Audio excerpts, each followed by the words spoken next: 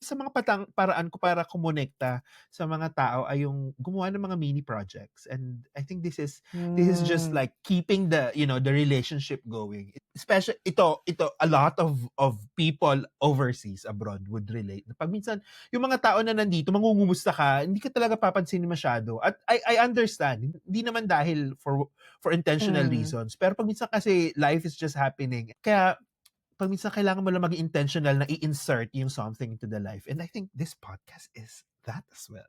Sa'yo ko yun natutunan, yung parang doing something together to like parang establish nga yung connection, Yeah. yung bond, 'di ba? To 'Di ba? Side projects. enrich the relationship. I think there Yep. is something about doing, especially kung magkalayo kayo, na communal. Because that's Hmm. when you start to create memories, that's where you share your stories. That's, yung Mm. mismong pundasyon ng isang pagkaibigan. And and in a way for me, it's a homecoming.